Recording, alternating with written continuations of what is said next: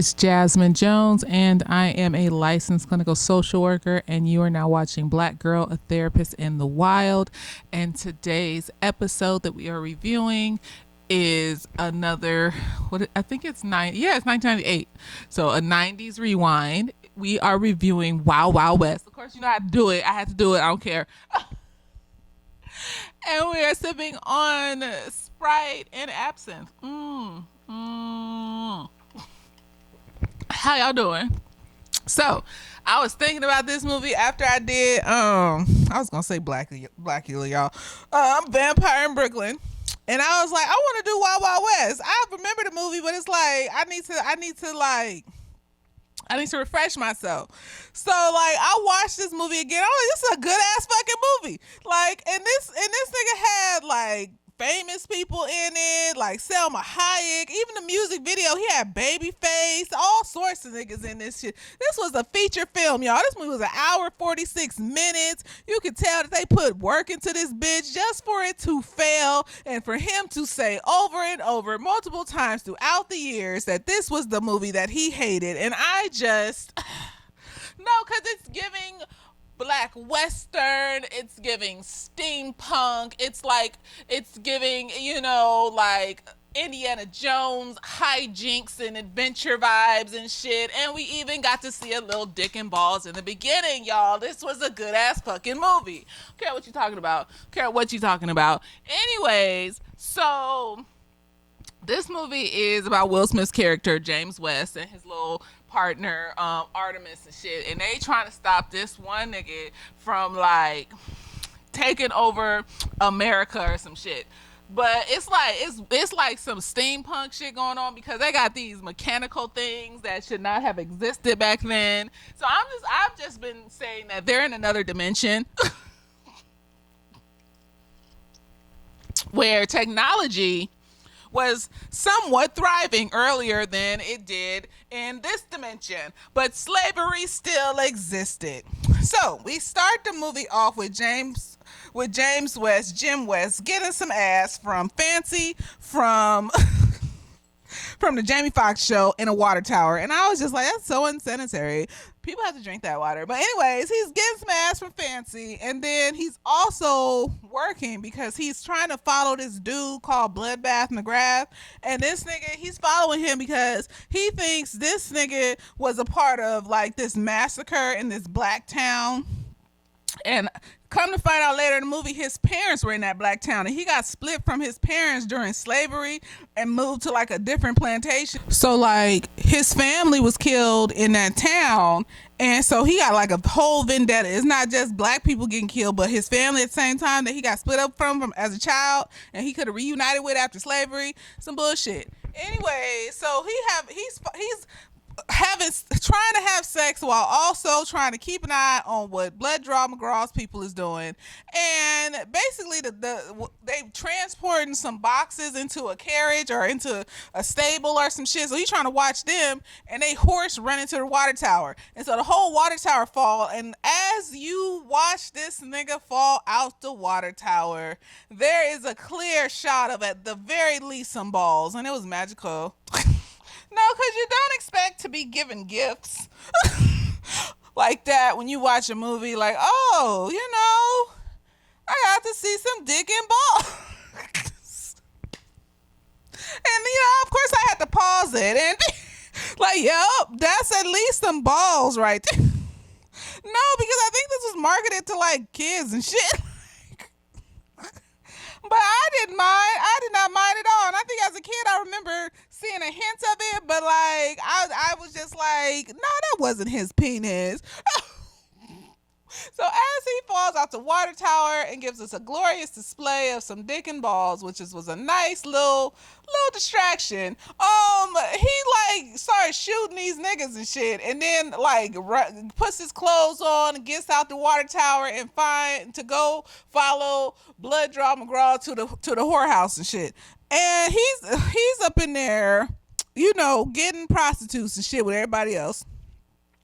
And here comes Artemis. So Artemis is dressed in drag, and the movie didn't age well. There's a lot of gay jokes, and so that probably wasn't that wasn't good. That wasn't good. You got Jim calling Artemis gay and all this other shit because he liked to dress in his little costumes in order to catch the bad guy and all this other stuff. So Jim's a U.S. Marshal. And then Artemis is with the U.S. Navy, and they've both been tasked by the President Grant at the time in this dimension of steampunk, to find Blood Draw McGraw. So Jim is headed to the whorehouse to follow McGraw's men to see what they up to. And then Artemis is already up in there dressed like a prostitute trying to use his little disguise to see what McGraw's up to. So he spots McGraw and McGraw spots him. And McGraw love him, a big ass woman and shit. And so he's trying to get with him and shit. And it's so disgusting. So Selma Hayek's in there, she dancing on a fucking piano and shit, and this nigga is sitting here he got this steampunk eardrum situation going on, and I just was like, so this is the dimension where you can combine metal prosthesis into organic body parts and not get sepsis and die. You don't need to match blood types and shit like that so that the body can grow into this new body part. We don't need that. You got a nigga that's a whole tin man, got a whole Skeletor head piece on his head and everything. At one point, I was just like, really, this is what. But it's fine. It's fine. So they in the whorehouse, and then McGraw is with Artemis. Artemis is getting them upstairs, and come to find out, they had kidnapped the scientists. So they're kidnapping these scientists to build these super weapons, steampunk super weapons. So everything's made out of everything runs with steam and bolts and old ass metal and shit. And so Artemis gets him into the room, and then here comes Jim, and then they start fighting each other because Jim think Artemis is a woman. And it's funny because he thought Artemis was a woman off top, but you gonna make fun of this nigga and call him gay the whole time after when you find out he's a man. I'm confused because you thought Artemis was a woman off top. You thought she was just a big woman. Are you mad because you thought that was a woman? Are you upset that you feel bamboozled like these trifling ass niggas out here? I'm tired. But anyway, so they start fighting. And lo and behold, the real mastermind behind everything is sitting outside. This nigga named Lawless. So this nigga named Lawless is his whole lower half is gone from his genital down. I don't know how he's able to survive, even in a steampunk world. How are you using these metal pieces to supplement your organs and get rid of waste? And it doesn't make sense, but it's not supposed to. It's supposed to be fun. And Lawless is a full-blown sociopath, narcissist at the same damn time. He wants to take over America, give pieces back to the countries that stole America, because we're not going to give them back to the Native Americans. And something that made me just pause too was he had Native American henchmen and shit, and I was just so the Native Americans are with the Confederacy? Did they promise them that they would get a chunk of land or some shit? I'm confused. See, you keep following these white people. That didn't happen in real life, did it? I just feel why are the Native Americans helping the Confederates? But then at the same time, Jim was raised by Native Americans after he escaped his plantation. So, it wasn't all the Native Americans, but even one or two, it's just some white adjacents. I just chalked it up to white adjacents. But the visuals were kind of off, though. You don't need to be having no people of color caping for these white people. But anyway, so Lawless is outside. He see Jim and Artemis fighting back and forth. Bloodbath McGrath gets away, and then he blows up the whorehouse and shit. Somehow by magic, Jim and Artemis get away. And then they go to the president's house, the White House. And Jim shows up shows up looking for the president because he was called, and then Artemis turns out to be the president. Of course, there's some little racial banter between Jim and one of the security guards for the president. There's still racism and slavery-isms in this world. Like, I just feel like if we're gonna do a whole new dimension, but I guess we still want to include what was going on in the actual world too, or in this dimension. So anyways, he goes in there to talk to the president. Turns out the president isn't the president. President is Artemis. Artemis was trying to trick Jim, trying to show him, like, see, like, we can protect the president by putting in a body double. Like, this nigga's a nerd. Like, and it's fine. There's nothing wrong with it. I'm a nerd, but it's just so cute. He just loves his little tinker toys and his little machineries and it's just Jim just be standing there looking at him like, okay, like, why can't we just hit this nigga in the face? Why do we have to have some joysticks shoot out of our arm and shit? But his shit be working though, so I'm just like, whatever. He's a master of machinery, just like they said in the movie. The movie was fun, y'all. So anyways, he go in there. He can see that it's not the president because I guess the president wears his ring a different way and Artemis wasn't wearing the ring the right way. And so the president comes in and tells them they got a letter. They still thinking it's Bloodbath McGrath and shit sending this shit, and a cake with some spiders on it. And so he makes them team up to go find Bloodbath McGrath and figure out what the fuck he's talking about in his letter about taking over the United States of America. So they get on Artemis' train, and Artemis' train is like decked out, all these random ass doodads and whatchamacallits and all sorts of shit. Jim is still mad at Artemis because he feel like Artemis got in his fucking way, and he's still being like homophobic and shit to Artemis, calling him all sorts of F-bombs and all sorts of this. No, he didn't say the F word, but like basically like some homophobic shit. And Artemis just sitting there with his little tinker toys. He's knitting his little chainmail garb together that's supposed to stop bullets and talking just on and on about random shit. The nigga's neurodivergent. He got some kind of autism or some shit, because the fixations on the mechanical shit is saying I have some neural spiciness inside of me, and there's nothing wrong with that at all. You need a little sprinkle of neural spicy in a nigga. It keeps them fixated on you when they fall in love. Yes, God, in a healthy way though. Keeps them from cheating. I don't care. The decent ones anyways, because there's some non-decent neurodivergent folks, and then they be getting fixated on like red pill shit and weird shit, and then they really fully believe that the neurodivergency just adds a little extra fixie to the fixation-y. So oh my god. So like Jim hits this nigga in the face, and then this nigga like acts like he's about to fight him, and then ends up flipping this nigga underneath the train. And I was just like, what if like that shit didn't work? Because all this stuff should be working perfectly. Like, I've learned from machinery that shit breaks down. Like, that's why I didn't make a video last week. I almost lost all my fucking YouTube videos from the past year or so, and I had to take my shit to get fixed by some man that did a marvelous job. He got all my shit back, y'all. And then I had to spend a shit ton of money on extra hard drives just to back up my shit, all my shit from 2020 till now, double time, nigga. Because I was not about to lose all my fucking videos.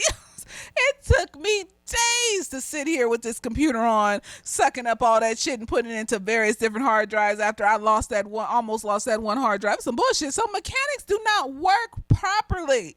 So the fact that all this shit was still working and that nigga didn't just get unstrapped from the bottom of that train and die immediately, that's magical. And then this nigga Jim flips Artemis around in his chair, and they both flipped under the train, and then Artemis pressed the magic button and then flipped them back around and was just like, let's call a truce. Let's chill out. Let's relax. So they trying to figure out where Bloodbath McGrath went, right? So Artemis takes him into this room, right? So there was this other scientist in the beginning of the movie that was being chased down, and he had this collar on his head, and then the collar was magnetized, and there was this razor sharp circle thing scythe thing coming and chopped his head off, right? So they found his head, and so Artemis, just like in Minority Report, y'all, looked through his eyeballs to see the last ingrained image on his eyeballs. I wouldn't be surprised if Minority Report got that from this movie. I would not. I think it was Minority Report. And to see what he saw last, and they saw Bloodbath McGrath standing over him with a flyer to a house party. I was just like, so you run around killing niggas with flyers in your hand to house parties and shit? Like, it was just, this show fucking random.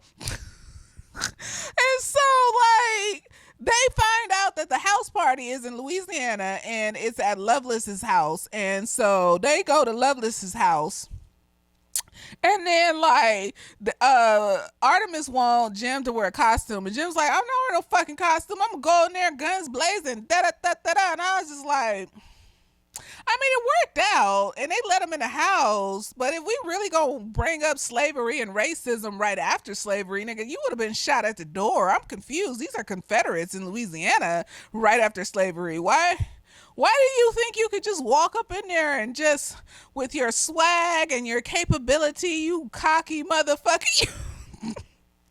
No, Jim is just like this cocky, arrogant hoe. Like, he's just like, he has a good heart. Like, he wants to help people and do things like that. But, like, he's just this cocky, arrogant hoe. And I'm just like, in reality, you would have died immediately. Like, they would have just bum rushed you and shot you in your motherfucking face. Like, he make it look like he can talk a good game and Rico Suave niggas into listening to him and shit like that. But in reality, these white people only see your fucking skin color, honey. You would have been dead. So anyway, he would not have been guarding the president and doing all this other stuff. Like, these people were racist, honey. Like, but anyways, we're gonna act like this is like the Django, but like give it a little Indiana Jones and a little comic relief, and like he's not Artemis's manservant and refuses to be Artemis's manservant, which I felt like, because Artemis wanted him to dress up like some little manservant nigga, and I was just like, I was looking at Artemis too, like, see, white people, they always show themselves. Why couldn't he have dressed up as anything else but a manservant? Like, you just like going along with racism and stuff. I get it, but it's like I still would not have suggested him be a manservant. And then like Jim trying to give Artemis advice on his costume because he think he gonna dress up like a woman again. He was just like, well, like your titties are hard. And he was just like, what? So he fills up his little titties like he had rocks or some kind of seeds, buckwheat in it and shit. And he was like, these don't feel like breasts. And so he fills it with water and makes them feel it. And he's like, oh yeah, these feel like boobuses and shit. And he pulls out his little spring-loaded notebook and jots down, put water in boobuses. And so, like, they go in the house. Jim is dressed regular. Artemis, he doesn't know it, but he's dressed like one of them, like, nature beaver men from the forest woods situation. And, like, so Jim is trying to find out what Lawless is trying to do, but they have a little catty back and forth in the beginning. So Lawless sees him when he comes in. He does his little show in the beginning to introduce himself, because a narcissist is going to narcissist. And then he comes up to Jim and they just do this little catty back and forth where Jim is low-key making fun of his disability, and like Lawless is making fun of Jim being black. So I let it pass because I don't tend to like people making fun of people's disabilities, because, like, he can't help that. And when you make fun of one person's disability, you making fun of everybody's disability, and everybody with a disability ain't fucked up. And so, but the nigga was being racist. So everything's up for game when you being racist, motherfucker. I don't care. It just adds to the evil. No, everything. No, because it adds to the evil. Now, see, this why it should be happening to niggas. And see, you need to be nice, because karma could come in and do some more shit to your ass, what you did at the end. See what happens? See what happens when you're racist. And so they was doing this little catty back and forth, and the chemistry between them with this little catty back and forth is so magical. I love it. I don't give a fuck. They was on it like, I was just like, yes, I love that nigga with his little funky ass beard. It was hilarious. And so like Jim like goes off And he thinks that one of the women at the party is Artemis because she a bigger woman. And so, but she got like a little face mask on, so he doesn't realize that Artemis is the little nature beaver hunter nigga. And so, like, then he goes and listens at the door to Lawless' office while he's in there with Bloodbath McGrath and shit. And he's like, "Oh, we're gonna meet at such and such, and then you're gonna see how the weapons work." And so then when Artemis, when Lawless and Bloodbath McGrath leave the office, now Jim, when he first walked in, had this little flirtation thing with little Asian bitch that's like was on Lawless' team and shit.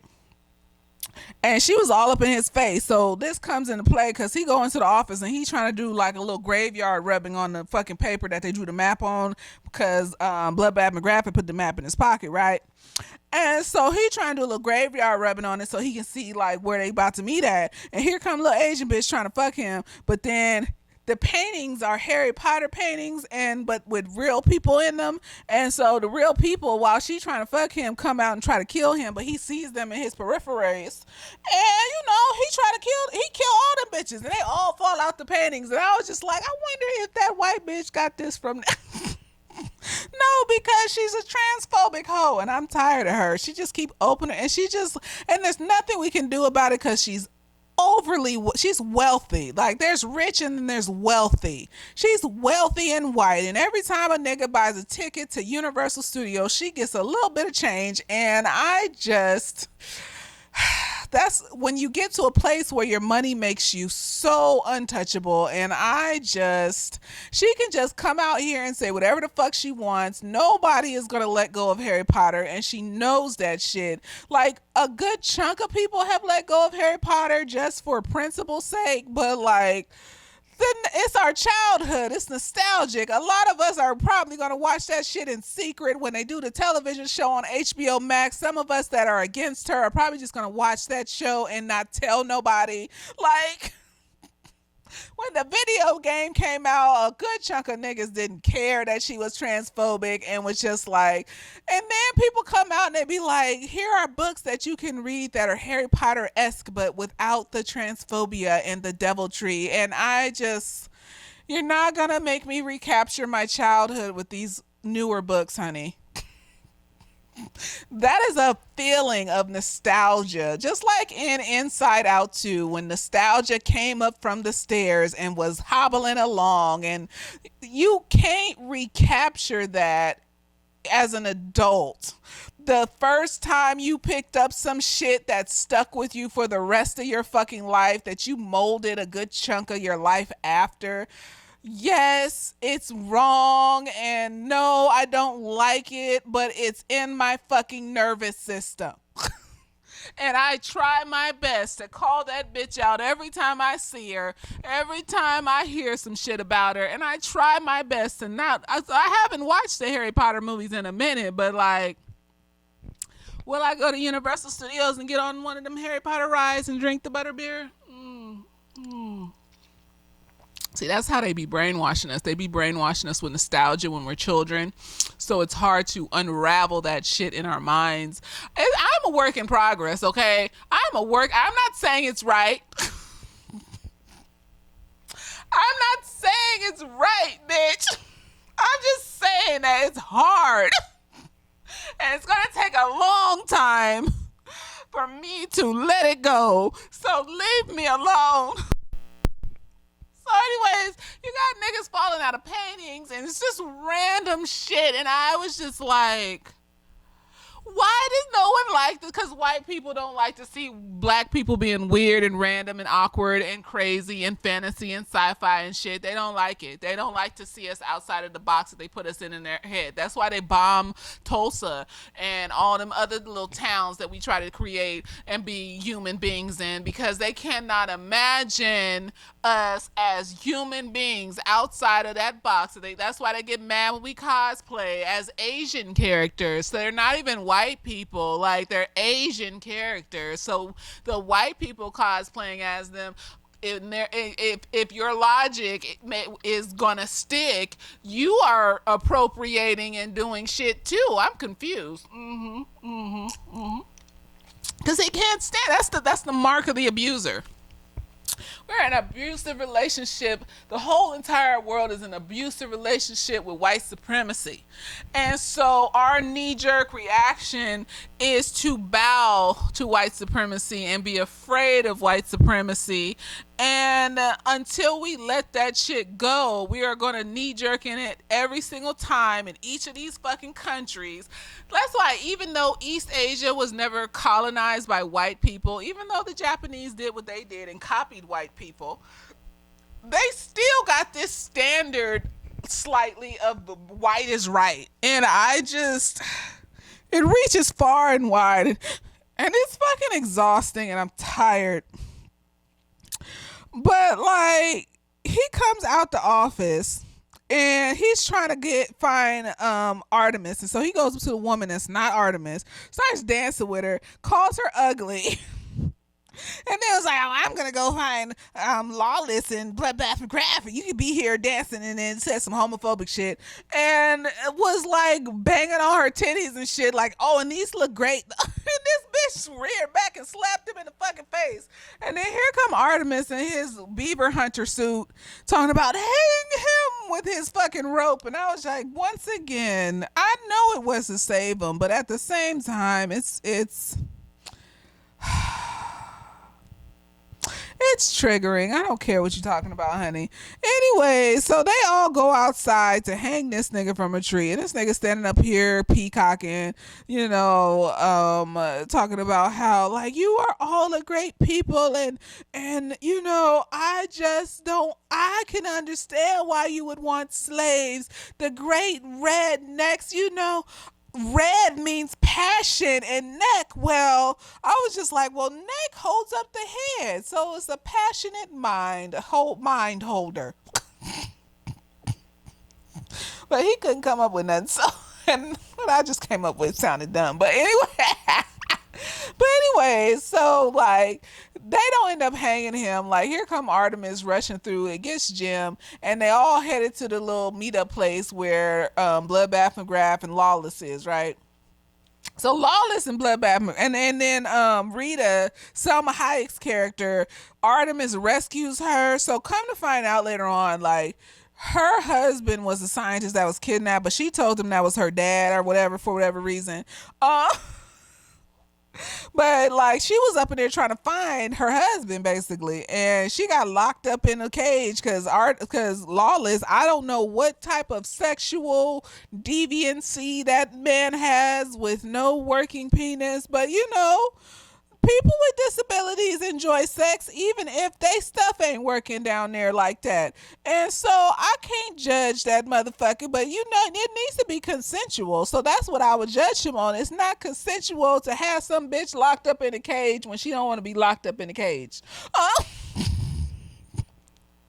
So he saves her from the cage, and then she's in the little carriage cart, and so they all headed to the meetup place. So Lawless is at the meetup place with all these dignitaries from around the world, and Bloodbath McGrath. And Bloodbath McGrath got his people over there situated a little bit across the way, and he's thinking that they just gonna show the weapon or some shit like that. This nigga Lawless so first of all, he's in a steampunk like submarine or some shit. I don't know how most of this shit that they using to make this steampunk shit hasn't been invented yet. Like I said, another dimension.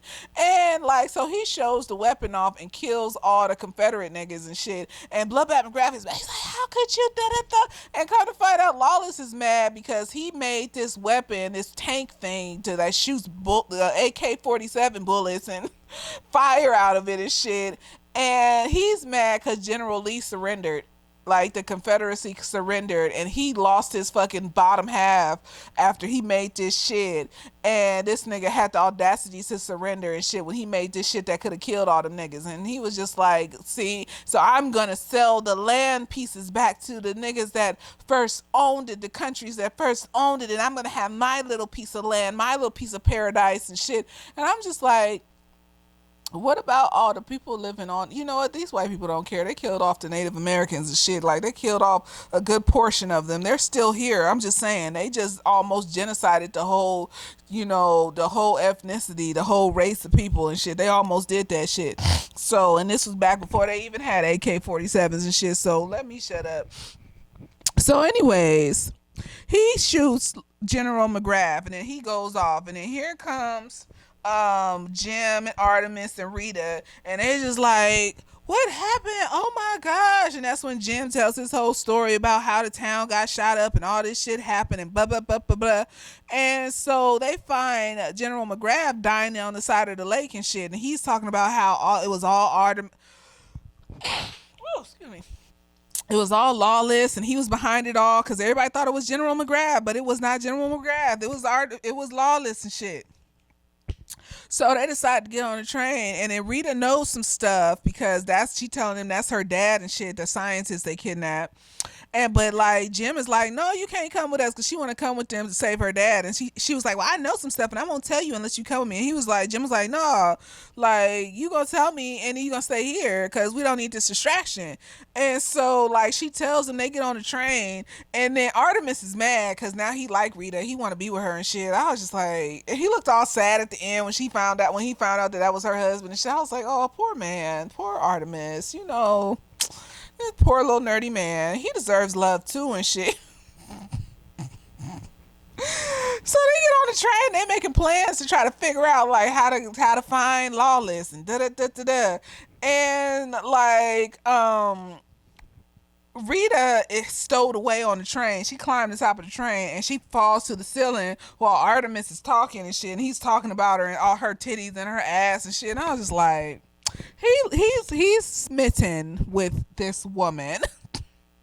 And he turns around and sees Rita. He's like, oh no. So Rita tells them basically where Lawless is going and what he's doing and shit like that. So they take the train, and he tried to kick Rita off the train again, but she pulled some slick shit and was just like to the conductor. She was like, I'm just this poor naked woman in the middle of nowhere, and he's trying to kick me off the train. And the conductor was like, oh hell no, we're not about to kick her off the fucking train.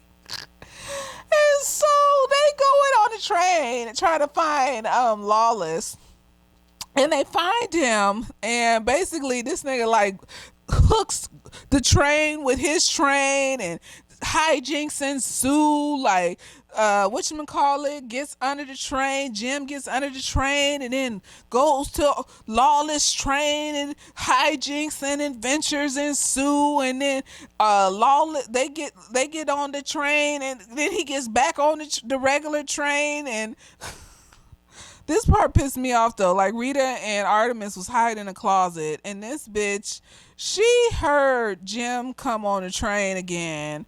And she was just like, oh no, it's Lawless. I don't want him to come in. I know if she's traumatized. I know that nigga probably did some shit to her, but like, she gonna press the button on the little sleeping ball that they had, and everybody went to sleep. And then Lawless got her ass anyways and left Artemis and Jim out in the desert with the metal collars on and shit stuck together. And my thing is, they didn't even kill these niggas. They just left them out there like they wasn't gonna escape that.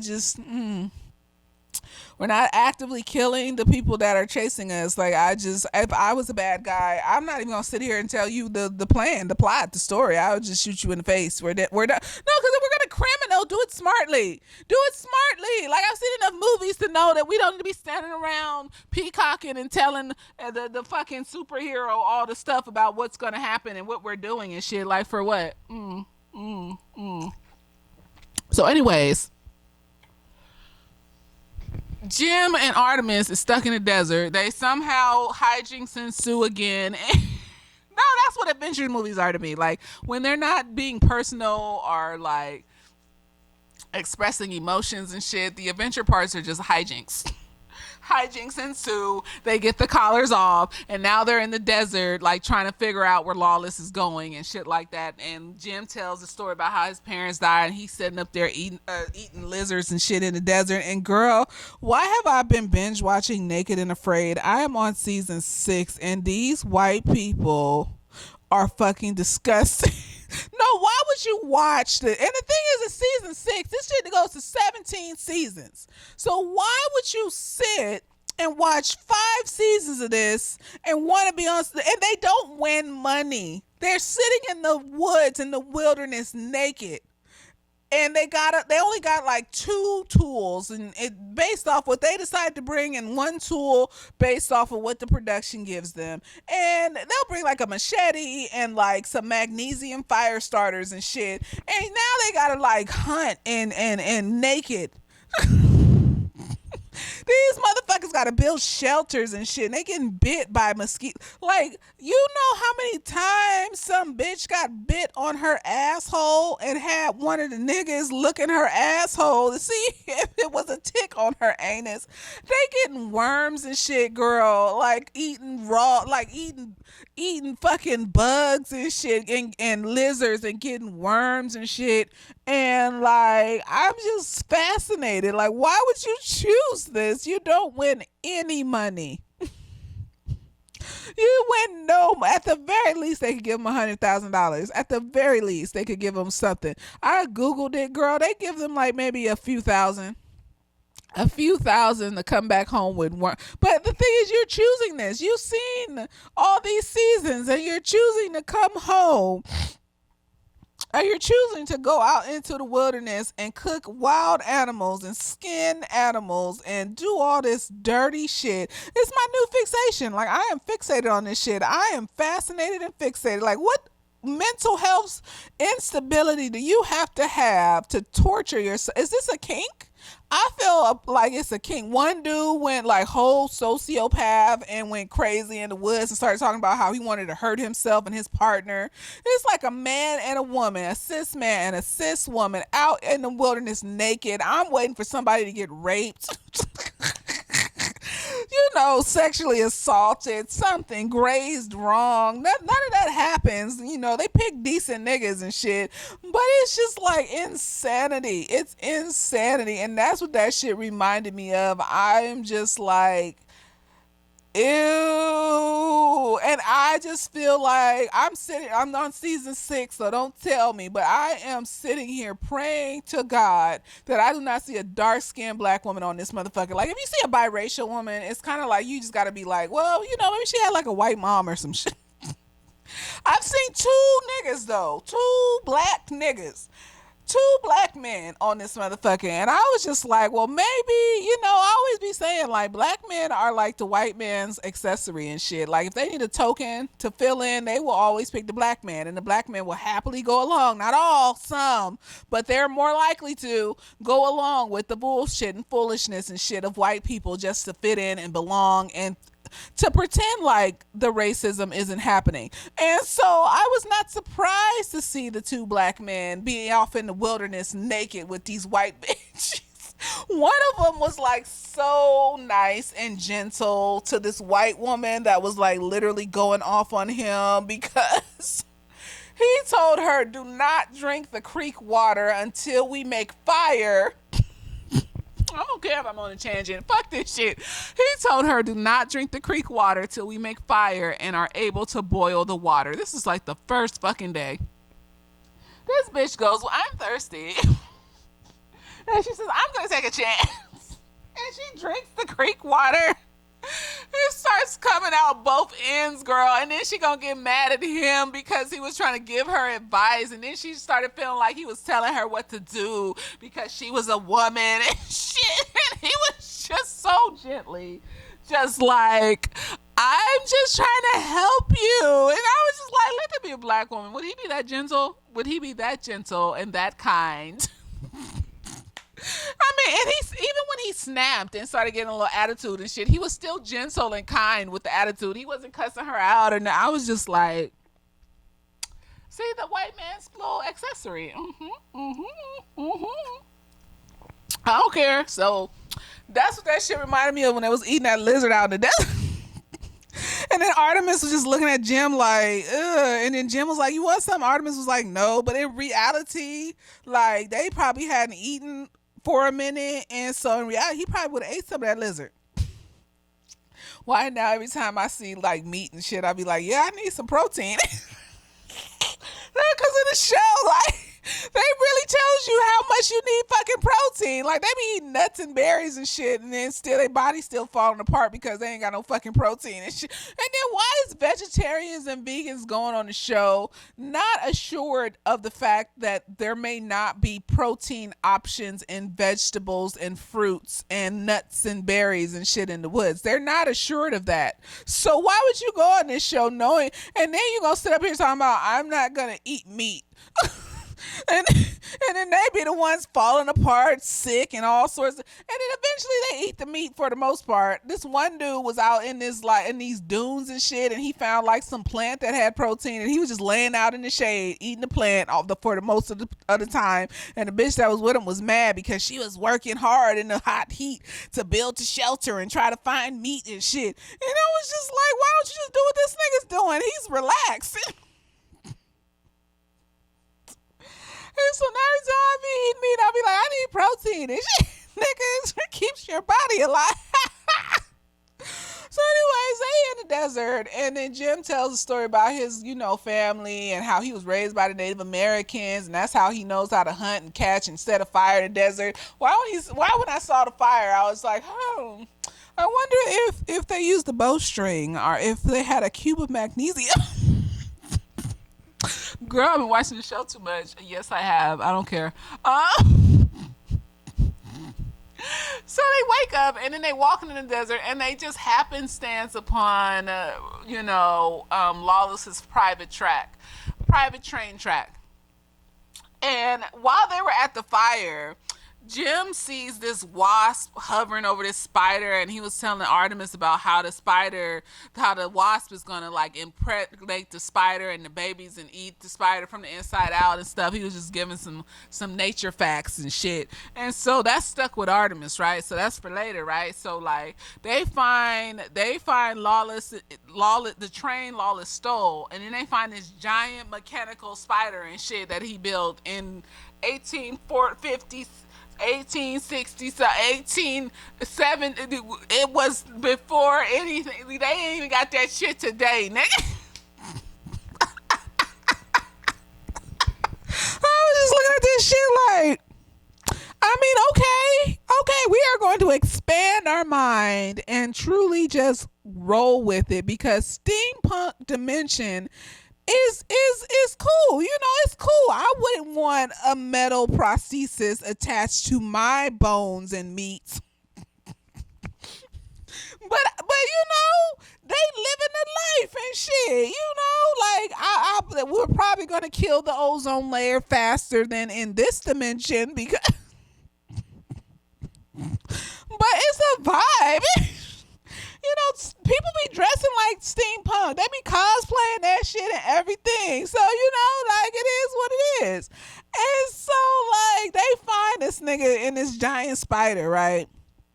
And so this nigga had went, and the president was like laying down tracks or some shit somewhere close by. I don't know what state this is, but it looks like the West, somewhere in the West. And so they went from Louisiana to the West. The White House is on the East Coast, so the president was on the West Coast laying tracks and shit, and whatever. And so this nigga kidnaps the president and the giant spider, right? And so they jump into they figure out no, they kidnap the president. And then, he's not in the spider yet. They go into the little arena area where he got the president at, right? And then they get captured. They get captured. So they kidnapped the president with the spider, right? And then, so they kidnapped the president with the spider. And then they try to get on the spider, but then Jim ends up shot by one of the bad white bitches that is, one of the hench women for Lawless, because they bad white bitches. Like, they smart, they engineers, they know shit and stuff. One of them can read lips from far away. The other one knows how to man the whole situation with the machinery and shit. She knows shit. They be knowing shit. And so Jim gets shot, but he got on Artemis had put in his clothes, the little bulletproof chainmail vest and shit, so he's alive in the desert somewhere. And then Artemis and the president get kidnapped, and then they take him to the lair situation. And in the lair is all the dignitaries and stuff, and that's where we find out even more about how Lawless is trying to give all the countries, all the parts of the United States back to the countries that stole it from the Native Americans and shit. And so Jim wakes up, he puts on a costume, gets more weapons, and then goes to the lair. And he's dressed like this belly dancer bitch. So, like,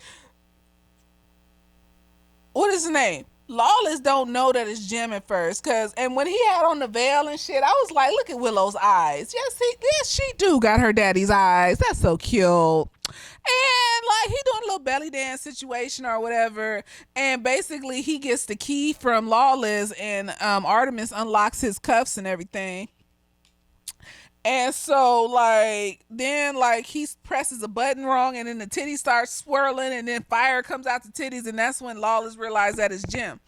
And so Lawless runs off with the president, and so they decide, out of the clear, I don't know how long these things are taking to happen. You know, the time lapse in movies. I feel like this shit would have taken at least a week. So Artemis has this mechanical bike that, like, just this fire comes out, and you press it's like a little motorcycle. And he remembered the little wasp and the spider situation from the desert, and so he's gonna build Da Vinci's plane. Do you know the plane Da Vinci, wrote about back in Da Vinci time, where with the little sheets and the sticks and shit. And so he uses the bike to build the plane, and I'm just sitting here like, Da Vinci didn't even build that and get that shit off the ground, as far as we know. Like, you go in a planeless land, you gonna build that shit and get it off the ground? Like, didn't planes, like the Wright brothers or whoever, because I don't just 100% believe shit when they say white people invented it. I don't give a fuck, because too many white people have stolen from somebody. Like, you should see, what's his name? What's that electricity nigga that stole from Tesla and stole from black people and shit? Well, you know who I'm talking about. So white people be stealing too much shit. So I don't off top, just they be stealing from their wives and shit. Wives be having these inventions, and then the white husband be stealing from them and shit. And now they're known for the inventions and shit like that. No, I don't just off top believe that shit when they be saying white people invented some shit. So anyways, they make the plane from Da Vinci, right? And then they fly the plane near the spider, and then, like, they get the president, but then Lawless captures them and shit. And so then hijinks ensue. He fighting 10-man niggas and shit.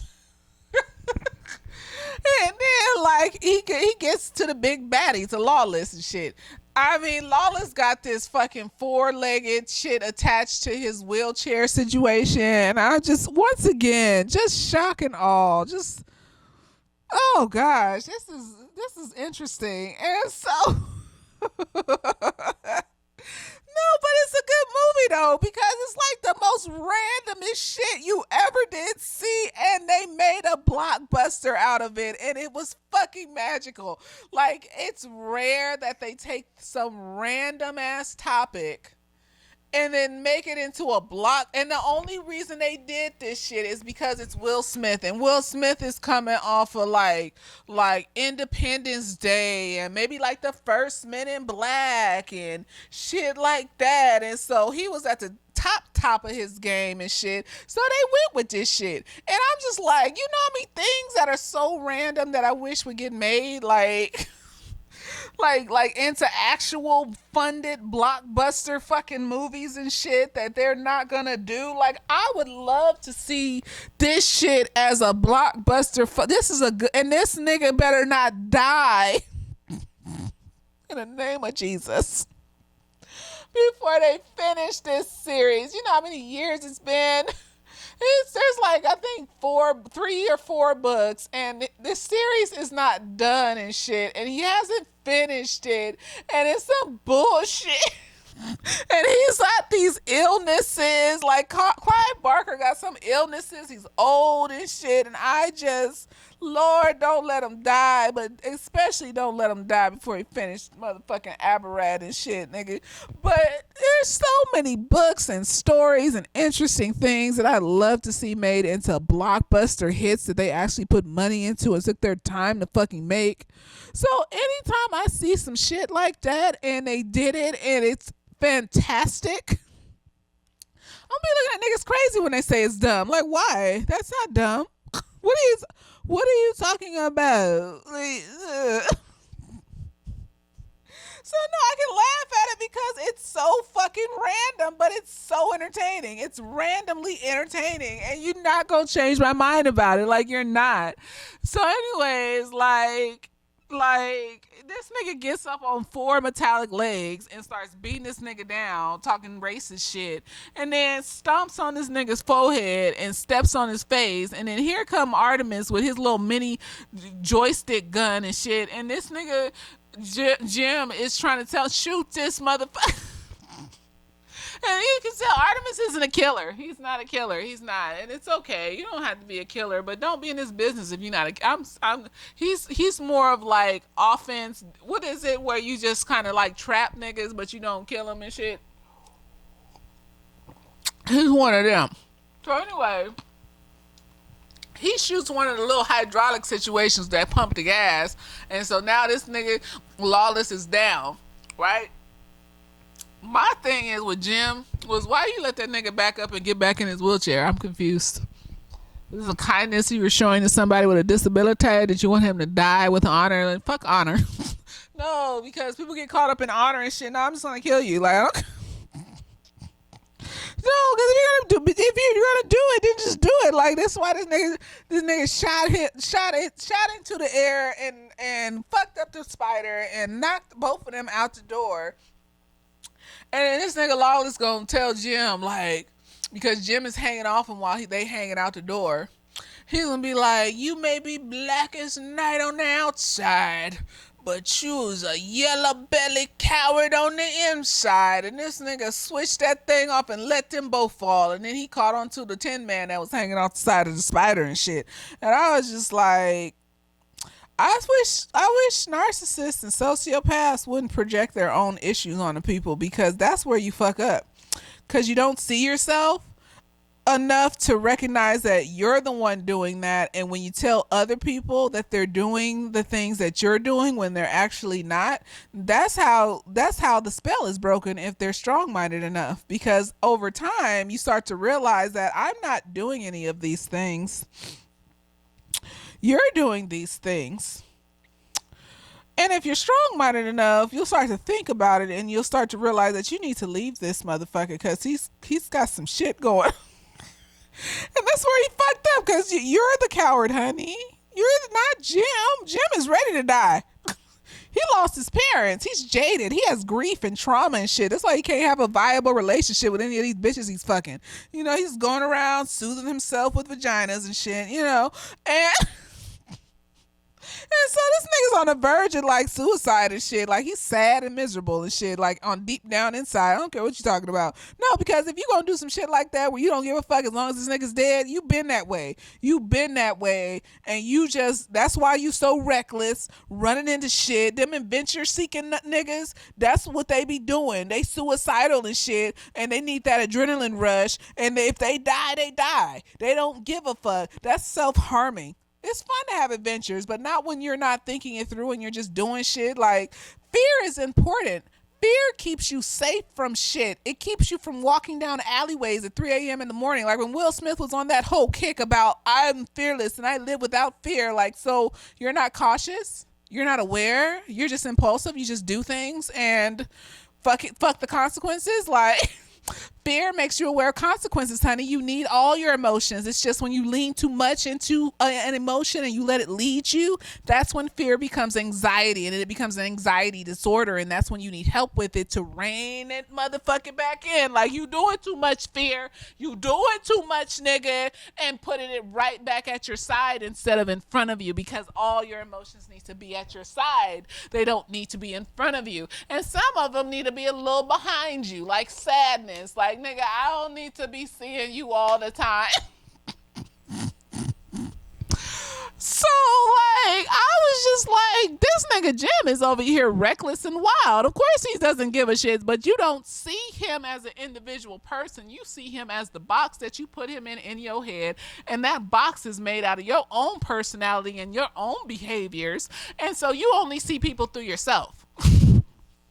So of course you had no idea that this nigga is suicidal and he don't give a fuck and he would kill both of y'all at a moment's notice. He don't care. And so that nigga dropped both of them to the ground, and Lawless died, and Jim hung on to the swinging Tin Man nigga and survived. You know, because he's an adventurer, and so, you know, he's gonna try to save himself, make it look like he's, you know, gonna survive. But if that Tin Man nigga wasn't hanging there, girl, he would have died. He didn't give a shit.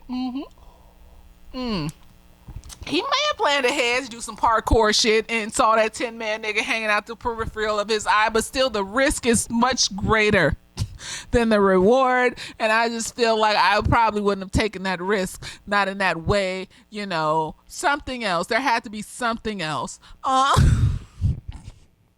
So anyways, Lawless dies, and they all are back to regular, and the president makes them the CIA.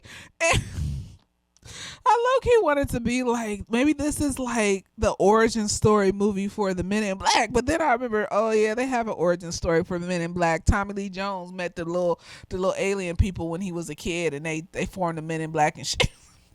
But this is the origin story of the CIA, and then they get another adventure to go on and shit. And then Rita comes up and tells her that that's her husband, tells them that that's her husband. Like, Jim looked kind of like, oh, but like, I can find a bitch anyway, so it doesn't matter. But Artemis' heart was broken. It was so sad. I was just like, you poor man. But I mean, like, you're like the CIA. What are you gonna do with a bitch? Like, unless she's like a part of it too, and like y'all do that all together, and that's very risky because now you got two niggas that go together being like super spies and shit. What if one of y'all die or some shit? Like, what if you have kids and then what? Like, would you have to stop? Would you just get an abortion? Like, what? See, it's too many variables in that. It's too dangerous. I don't like danger where I can get hurt and killed and shit. No.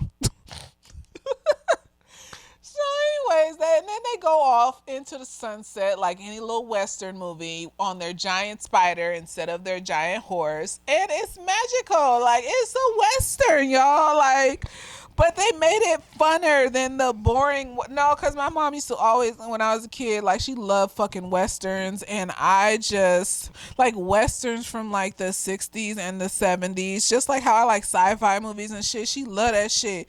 And I would just be like, them horses look like they stink. Look at them shooting at each other. I think it's because Westerns are violent, like, for no fucking reason, like war movies are. And I don't like shit like that. Like, if you watching Indiana Jones, they're going on an adventure for the Lost Ark and shit, and then they put like a little sci-fi in it with the Shia LaBeouf one and shit. So, you know, it was a thing. And then you go on an Indiana Jones ride to Disneyland. It's a whole vibe and shit. But like, violence just for violence is fucking boring. Like, I don't want to kill him because I have a vendetta. Like, okay, like, if death is the only plot, that's what it is. I don't like Westerns and war movies and shit because death is the only plot, and that's not exciting. I don't like sports movies and shit because sports is the plot. It's like sci-fi movies, like they're creating another universe. Fantasy movies is like, oh, the sparkly fairy princesses are like the magical wizard is like trying to save the dragons. You're just epic. It's epic. You know, like the Lord of the Rings. They're trying to go and stop the evil demon eye from destroying the Shire. There's multiple pieces to it and shit. But then you got like war movies. Oh, they're fighting in the war and they're just dying one by one. And then they learn something in the end if they survive. Westerns is just like they're in the desert shooting each other and they look dirty, and they may learn something about themselves at the end if they survive after they killed a bunch of people. See, that doesn't sound exciting. And like sports shit is just like, unless you're into sports and the competitiveness of it and the camaraderie of it, like, oh, they are becoming friends over a ball. It's just so magical. Yeah. They love each other over a ball. It's just greatness. I be trying to watch the sports anime. The sports animes are actually really good. They try to add other like plot points and shit like that to it, but at the end of the day, it's just I still get bored because the main plot is how good can we get at this ball. And that's not my fixation. And I've learned that if something is not your fixation, you're not going to get why people do it, and you're not going to understand why you enjoy certain things and you can do it consistently on a regular basis, but other people can't. Like, I used to be like, well, I take 2 showers a day and I have a 10-step skincare routine for my face and my body, and I enjoy it so much. And why can't other people? Because, girl, people, that's a fixation. And other people don't have that fixation, so they're not going to have the motivation to do all of that. I go into like a zen place when I'm doing my skincare and when I'm in the shower and when I feel clean, and it makes me feel so good. But like other people, it's a chore. And I had to learn that shit and be like, stop telling people to take showers twice a day and then looking at them crazy when they don't. And other people don't feel dirt on their body like I do. That was something else I had to learn about myself. Sensory things are different for each person's body, and it's like I didn't learn why I don't like my steaks raw. It's not that it looks nasty. If you don't know how to tenderize a fucking steak, raw steak is chewy and gross. Like I thought I ordered medium rare one time at this restaurant, and it was not medium rare. It was like raw and shit. And I was like, okay, I'm just gonna eat it. And maybe there's good reviews for this restaurant, and that girl I've been into that was like chewing like cartilages. It was so nasty. And then it was bloody at the same time. Like, people don't understand that. It's not that like some people don't like raw steak. It's that raw steak is chewy if you don't know how to tenderize it. And you got people out here thinking that that's what raw steak is supposed to taste like, because they've never had a tenderized raw steak that tastes like the meat is melting in your fucking mouth. And it's seasoned right and crispy on the outside and all that other shit. No. So I can vibe if you know how to cook. Because like I said, cooking is an art. It is not my medium. But I know when I am enjoying good art from somebody who enjoys that medium. So anyways, that was my review. Oh, wow. Best. Wiki, wow. Y'all, and the video and the song. He had Enrique Iglesias on the album. This nigga went all out for this. I think it hurt his feelings. It hurt his feelings because he was probably trying to start some new shit. Because I think Men in Black... Did Men in Black come from a comic book? Maybe Wild Wild West came from a comic book too, because like... But I think he was trying to start like a new little Western genre, and it hurt his feelings that the white people didn't like it. Because maybe some black people didn't like it. Maybe it just hurt his feelings. People, and a large amount of people thought the shit was corny. And I'm just like, this shit is amazing.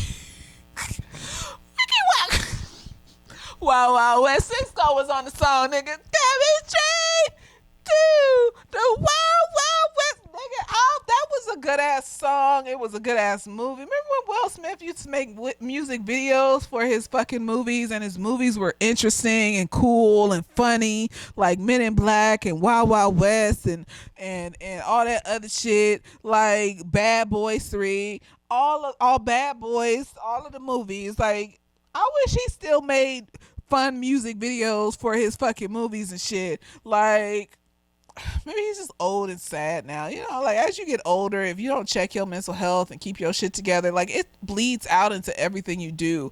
And that's why I get like, I side eye people when they be like, you don't know me, blah blah blah blah blah. But the thing is, if you have an art, especially in art, it's hard to hide how your shit is hurting, because you need to put your emotion into art in order for it to be art. And so, like, you can kind of tell, like, nigga got some shit going on, like, here and there, and, you know, but that was obvious with the whole, like, Oscar thing and whatever. Like, personally, I didn't mind that shit, but, you know, whatever. So, it's not a good song. It's a good movie. I enjoyed it. I did. It was magical. And so I hope that if y'all seen it, you go back and watch it and you enjoy it too. It's a good ass fucking movie. Wild Wild West is a good ass fucking movie. I don't care. Just like Vampire in Brooklyn is a good ass movie. And if you don't like it, well, that ain't got shit to do with me. Like I said, we all different people. But don't be mean about it and shit. Like, you could just not like certain shit. And that's why I always liked it too, because it was like sci-fi. It was like a Western sci-fi and shit. It was like a Doctor Who episode and shit, like them in the West. It wasn't just like, I have a vendetta with Bloodbath and the Graph and I'm gonna ride my horse across the desert for 18 fucking scenes of me sleeping and eating nasty shit in the desert. Like, all naked and afraid, and expect y'all to sit here and watch my emotional transformation for like 2 hours. Shit. While I learn about myself in the desert and like kill people occasionally until I get to the main nigga that I want to kill. No, they're like this steampunk spider. Like, it was like Mechanical Tin Man and shit. This is a good ass fucking movie, and I hope you enjoy it. I hope you watch it. I hope you love it again. I hope you watch the music video. The music video is great, and I hope you enjoyed this review. Later days.